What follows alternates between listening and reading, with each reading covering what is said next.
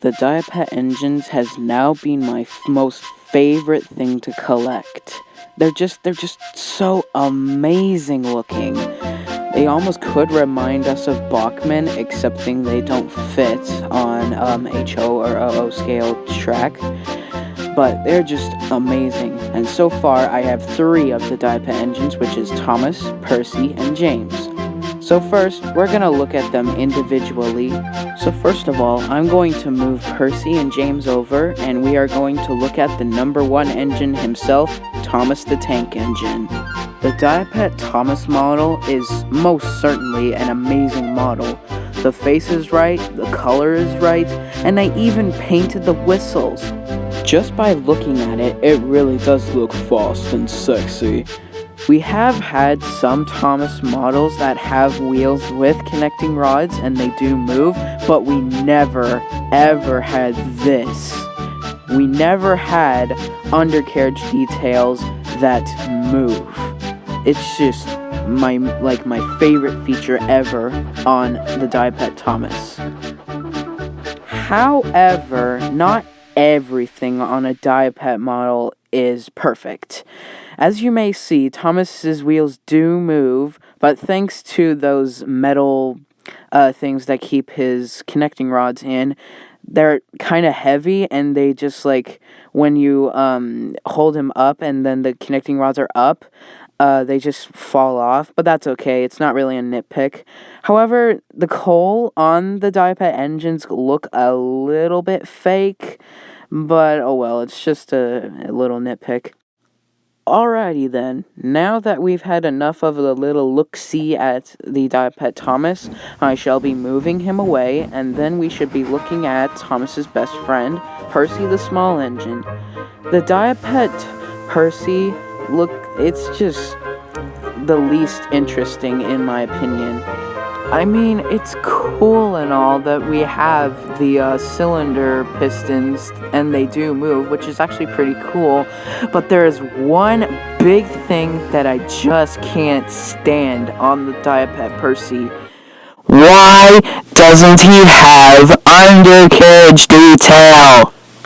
And it kind of explains as well, because when you move Percy's wheels with your finger, his wheels tend to get out of alignment because there's nothing underneath him. He doesn't have any rods underneath. It doesn't make sense because he is a tank engine and Thomas had them. So why doesn't Percy have them?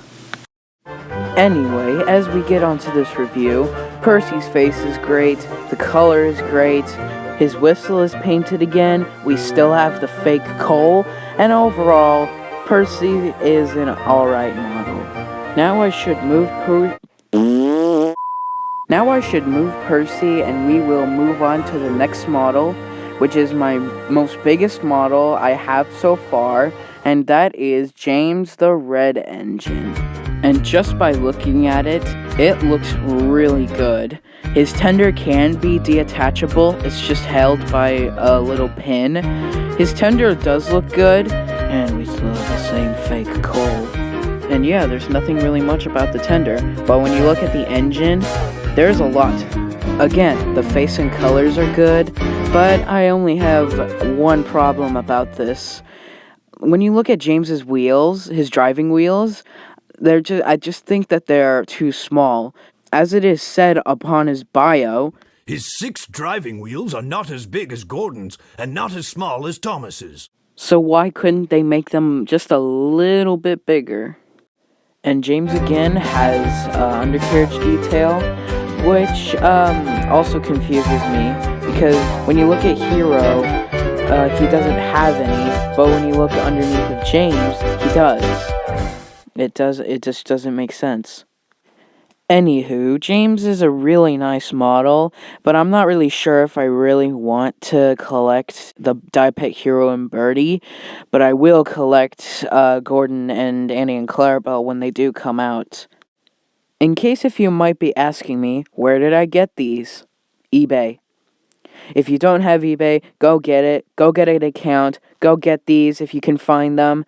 And buy other things that you might find useful, because I found it useful as well. So, The next thing that I want to talk about for Diapets is some ideas of what they would do for other Diapet engines. So since they're coming out with a Diapet Gordon, why not make a Diapet Edward and Henry? I will definitely get them. And since they're coming out with an Annie and Clarabelle, which will be our first rolling stock, who knows, maybe they'll make some troublesome trucks, or the express coaches, or brake fans, or cabooses, car tankers, fuel tankers, etc. We'll never know. I wouldn't be surprised myself if they actually did make a Diapet Nia and Rebecca, but I'm not really sure if I would buy them. Or what if Diapet had made their first diesel engine and they did a Diapet diesel? Though, sure, it could be looking similar to his Bachmann model, but that would actually be a pretty cool idea. And if they did make a Diapet diesel, maybe they might make a Diapet Diesel 10 and make his claw more functionable, not how like they did on some other toys. Examples. On the wooden railway one, they just made it go back and forth, and in my opinion, that was kind of lazy. On the take and play one, they did it pretty close, but the claw doesn't open or close, and the arm doesn't bend. On the Trackmaster one, the arm doesn't move, but the claw actually opens and closes. Just imagine if they actually combined the Trackmaster and the take and play functions, except the wooden railway one, then you would actually have a fully functional Diesel 10 claw. That would actually be pretty cool. A Diapet Ryan would actually look pretty nice. Maybe they might work on the undercarriage details. And just doing it for the Great Western way, there might be a possible chance of a Diapet Duck. And a Diapet Oliver. No, not that Oliver. This Oliver. But do you know what would be even cooler? Maybe there could be a 2-pack featuring Oliver and Toad. That would be amazing. And since if there would be an idea of a 2-pack, maybe there might be a Diapet Iron Airy and Iron Bert. Oh man, there's just so many possibilities of a Diapet engine. Maybe you guys can list your ideas in the comments. But for now, guys, this is the end of the video, and I hope you enjoyed it. I hope you liked my ideas, and I hope that you guys would pick up a pair of Diapets yourself. Thanks for watching, guys, and we'll see you guys in the next video.